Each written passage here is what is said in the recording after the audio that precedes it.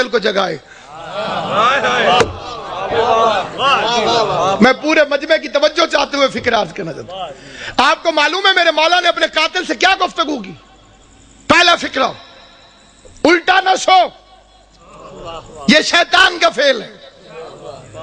پہلا فکرہ میرے مولا نے کہا، بچے کو معلوم. پہلا فکرہ مولا نے کہا الٹا نہ سو، یہ شیطان کا فعل. دوسرا فکرہ اٹھ نماز پڑھ. یہ دو فکرے سمجھ میں آ جائے علی سمجھ میں آ جائے گا. الٹا نہ سو یہ نہی عن المنکر ہے، اٹھ نماز پڑھ یہ امر بالمعروف ہے. علی اپنے قاتل کو بھی نماز کی تلقین کرتا ہے. علی اپنے قاتل کو بھی نماز کی تبلیغ کرتا ہے. اور اس مجمع میں کون ہے جس کا یہ عقیدہ ہو کہ مولا علی کو پتہ نہیں تھا کہ مسجد میں میرا قاتل ہے؟ تو اب علی سے کہہ دو کہ مسجد میں نہ جائیں. مولا جب آپ کو پتہ ہے، علی اس دن بھی مسجد میں گیا جب علی کو معلوم تھا کہ مسجد میں میرا قاتل. وہ مسجدوں کی رونق، وہ مسجدوں کی زینت، وہ عبادت کی زینت، عبادت نہ کرتا تو دنیا اسے واقعاً خدا کہتی. پھر کوئی دلیل کام نہیں آنی تھی، ساری دنیا کہتی کہ اللہ ہے. اس نے اپنے سجدے سے تصور کو ہی مٹا کے رکھ دیا کہ کوئی ہے جسے میں جھکتا ہوں. علی ہو کہ جس کے سامنے جھکے. علی کا مطلب ہے بلند. اور کسی نے پوچھا یا علی سجدے کا مفہوم کیا ہے؟ فرمایا بدن کی سب سے اونچی جگہ کا نام ہے ماتھا اور سب سے پست جگہ کا نام ہے زمین. اونچی جگہ کو پست جگہ پہ جھکا کے اقرار کرو کہ کوئی ہے. اپنی اونچی جگہ کو پست کر دو، جھکا دو. اور جھکانے کے بعد فرماتے معبود گواہ رہنا علی اس سے زیادہ جھک نہیں سکتا. اگر میں اس سے زیادہ جھک سکتا تو میں تیری بارگاہ میں جھک. دنیا ماہ رمضان کی مبارکیں دیتی ہے ایک دوسرے کو. مبارک دیتے وقت سوچ لیا کر یہ وہی مہینہ ہے جس میں علی کے بچے یتیم ہوئے. رونے کی راتیں، گریے کے دن ہیں. پردیس میں بی بی زینب کے اجڑنے کا موسم. دنیا کی بیٹیاں عید کے قریب خریداریوں میں مصروف ہیں. بازار بھر گئے ہیں. امیر غریب بچوں کے لیے چیزیں خرید رہا. میرا سلام اپنی ان بیٹیوں پر جو اس عید کو سادگی سے مناتی. ہمارے گھروں میں، آل محمد کے چاہنے والوں کے گھروں میں اس عید کو سادگی سے منانے کا رواج ہے. اس عید کو کیا مسلمانوں کی گن کے 2 عیدیں ہیں. سیدوں کی دونوں عیدیں کوفہ کھا گئے.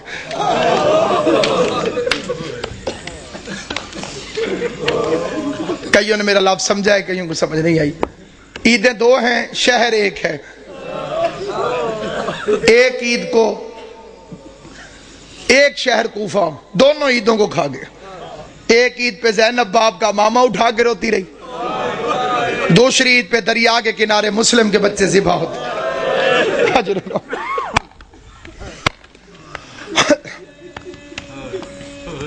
امام حسین کا پاک خالق آپ کو کوئی غم نہ دے سوائے غم حسین کے. رمضان اسی کا قبول ہے جس نے علی کے بچوں کو پرسا دی. عبادتیں اسی کی قبول ہیں جیسے نے علی کے یتیموں کو پرسا دیا. کوشش کرنا ان 3 دنوں کو محرم کی طرح گزارا کر. محرم کی طرح. اور ایک گزارش میں خاص طور پہ کیا کرتا ہوں، کوشش کیا کرو عید والے دن کالے کپڑے پہنا کرو. اور کوئی میری بات کو دل سے مانے یا نہ مانے، سادات عظام کے آگے میری ہاتھ جوڑ کے منت ہے، ہو سکے عید والے دن کالے کپڑے پہنے. آج کل کسی کے گھر میں 100 سال کا بڈھا بھی مر جائے نا، عید والے دن تو عید مبارک کہے وہ قبول نہیں کرے گا. وہ کہتا ہے جی ہمارے گھر فوتگی ہو گئی ہے، ہم نے عید نہیں منائی. علی کی شہادت سے بڑا تیرا نقصان کون سا؟ اور میں نے جو فکرے کہیں پوری ذمہ داری سے کہیں، یہ آل محمد کی سنت. یہ نہ کہا کرو کہ عید نہیں، عید ہے، مناؤ ایسے جیسے سیدوں نے منائی. راوی کہتا ہے میں مدینے میں گیا، میں نے قبر نبی کو بوسہ دیا. قبر نبی کو بوسہ دینے کے بعد میرے دل میں خیال آیا میں اپنے چھٹے امام کو جا کے مبارک دوں. کہتے میں امام کے دروازے پر آیا, میں نے دستک دی, علی کی شہادت ہے, عباس کا علم میرے سر پہ, قسم کھا کے روایت پڑھتا ہوں. امام گھر سے باہر نکلے, بطول کے لال نے کالے کپڑے پہنے ہوئے تھے. راوی دیکھ کے کہتے ہیں مولا لوگ کیا کہیں گے, عید والے دن بھی کالے کپڑے. داڑھی آنسوؤں سے بھیگ گئی, رو کے فرمایا ان مسلمانوں نے ہمیں کون سی عید منانے دی. اللہ تیری ہائے قبول کرے, حسین کی ماں پر انہوں نے ہمیں کون سی عید منانے دی. عیدیں سوگوار ہو گئی آل محمد کی, جن کے صدقے میں عید عید تھی, ان ظالموں نے ان گھروں کو لوٹ لیا. عبادت کے موسم میں, پردیس میں, اور جو وہ سازش ہے, ایس ایم ایس بھی چلتے ہیں, مجلسوں میں بھی بات ہوتی ہے, ماتم داریوں میں بھی. عبد الرحمن ابن ملجم پہ لعنت, یہ ادھوری لعنت ہے, لعنت مکمل بھیجی کرو. اسے بھیجنے والے پہ لعنت, اس کی سرپرستی کرنے والے پہ لعنت. ابن ملجم تو کرائے کا قاتل ہے, تاریخ کو تروڑ مروڑ کے پیش کیا گیا. یہ تو ایک کرائے کا قاتل ہے جسے بھیجا گیا. کتامہ تو ایک کرائے کی قاتلہ ہے جو پہلے سے وہاں پر فرعون شام کے منصوبے سے موجود تھی. علی کا قاتل فرعون شام ہے, جیسے سازش کے تحت اس ملعون کو یہاں بھیجا.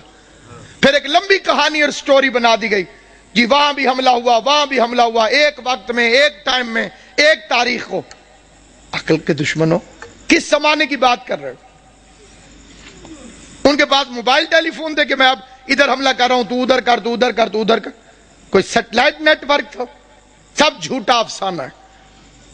ساروں نے مل کے زینب کو یتیم کیا.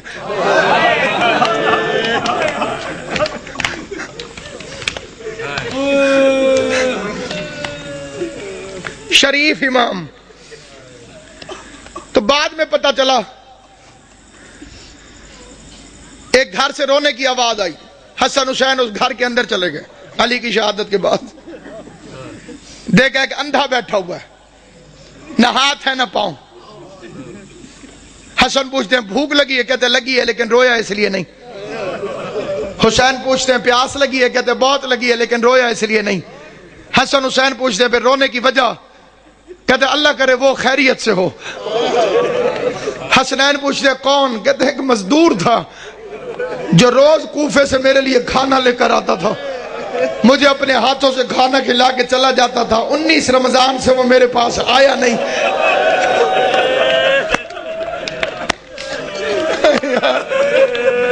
ہائے یا علی, آواز صرف مزدور نہیں, امیر المومنین تھا, ہمارا بابا تھا علی ابن ابی طالب. ہم یتیم ہو گئے, آج کے بعد تجھے حسن کھانا کھلے گا. رات کے وقت راشن اٹھا کے لوگوں کے گھروں میں پہنچانے والا امیر, بادشاہ دین و دنیا امیر. پھر بیٹیاں بلا لیں, کوفے کے شہر میں اپنی زندگی میں بیٹیاں آ گئی.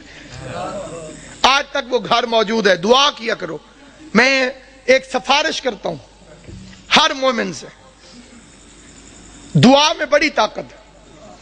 دنیا کے اندر اللہ نے دعا کو مومن کا اسلحہ قرار دیا, اور یہ اتنا کاریگر کارآمد اسلحہ ہے کہ اس کے سامنے کسی اسلحے کی ضرورت ہی نہیں. دنیا میرے پیچھے تھی اور میرے ساتھ تھی صرف مومنین کی دعائیں, اور میں بی بی کا شکر گزار ہوں. میں آپ کا شکریہ ادا کرنے لگوں, ہر بندے کا شکریہ میں ادا کر ہی نہیں سکتا. ہر گھر میں میرے لیے ایسے دعا ہوئی جیسے میں اسی گھر کا فرد ہوں. اور یہ محبت جناب سید کونین ہے, اس کا بی بی آپ کو اجر عطا کرے. جب بھی دعا مانگے, ایک دعا کبھی مر کے بھی نہ بھولنا کہ خدایا مجھے کربلا دکھا,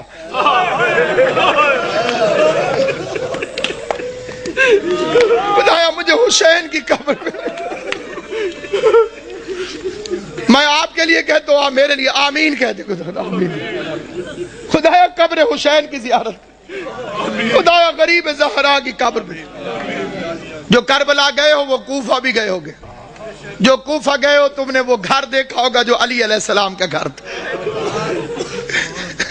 حسن حسین کا کمرہ، ابی الفضل عباس کا کمرہ، زینب و کلثوم کے قرآن پڑھنے کا کمرہ، چھوٹا سا گھر ہے، چھوٹا سا گھر، وہ آج تک موجود ہے وہاں پہ۔ علی کی سیرت، علی کا کردار، علی کا طرز زندگی، دارین قربان یا علی۔ عثمان ابن حنیف میرے مولا کا صحابی ہے، وہ کہتا ہے میں نے 3 دن مزدوری کی، مزدوری کرنے کے بعد میں نے تھوڑا سا حلوہ بنایا، پیسے بھی تھوڑے تھے، حلوہ بھی تھوڑا سا بنا، اسے کوئی ایک آدمی چکھ سکتا تھا، بس اتنا تھا۔ کہتا میرا ارادہ ہوا میں کھاؤں، پھر میں نے ہاتھ چھوڑ دیا، میں نے کہا میں اپنے مولا کو پیش کرتا ہوں، علی علیہ السلام کو کھلاتا ہوں۔ وہ کہتا میں مولا کے دروازے پر گیا، میں نے دستک دی، علی مصلی سے اٹھ کے باہر آئے، میں نے کہا مولا یہ حلوہ قبول کرے۔ علی نے لے کے واپس کیا، فرمایا ابن حنیف اللہ تجھے اجر دے، یہ حلوہ واپس لے جا، تیرے امام نے اپنی زبان کو لذت والی غذاؤں کے ذائقے سے آشنا نہیں کیا۔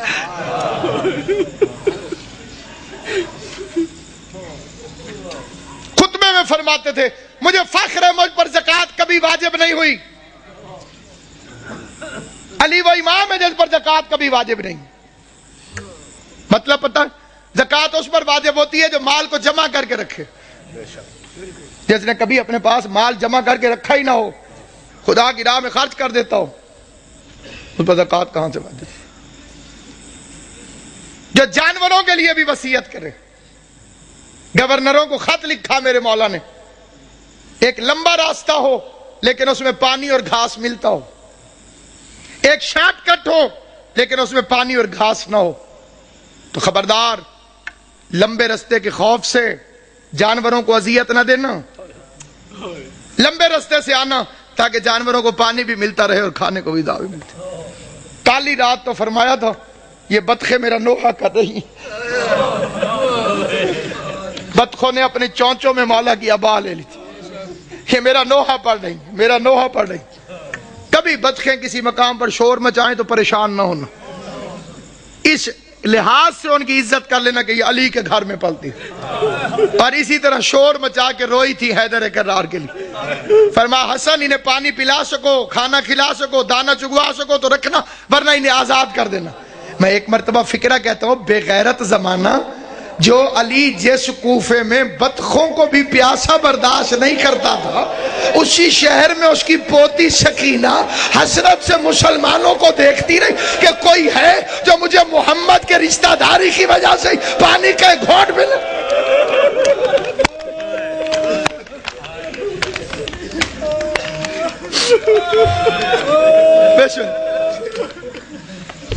ابھی تو امیر کی بیٹی ہے، علی کی بیٹی، امیر کی بیٹی تھی تو اتنے ظلم کیے، پھر اس کوفے میں آئے گی غریب کی بہن بن کر،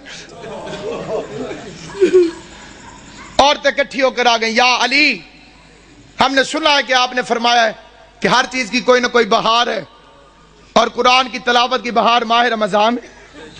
علی فرماتے ہیں سچ ہے مولا، ہم نے یہ بھی سنا ہے کہ آپ نے فرمایا کہ آسمان والوں کے لیے زمین کے وہ گھر ستاروں کی طرح چمکتے ہیں جن میں قرآن کی تلاوت ہوتی۔ علی نے فرمایا سچ ہے مولا، ہمارے مرد تو قرآن پڑھ کے آ جاتے ہیں مسجد میں، ہم عورتیں وہاں پہ پردہ ہوتا ہے، ہم آ نہیں سکتی۔ ہم نے سنا ہے تیری بیٹی ہو بہو تیری طرح عالم ہے، ہم نے سنا ہے تیری بیٹی زینب ہو بہو تیری طرح بولتی ہے۔ پوری تقریر بے شک توجہ سے نہ سننا ہے، فکرے پہ ضرور توجہ کرنا، یہ لفظ نہیں الہام ہے۔ میں نے 2 ہستیوں کو علی کی طرح بولتے دیکھا ہے، عرش پہ کبھی اللہ بولے تو علی کی طرح بولتا ہے، فرش پہ کبھی زینب بولے تو علی کی طرح۔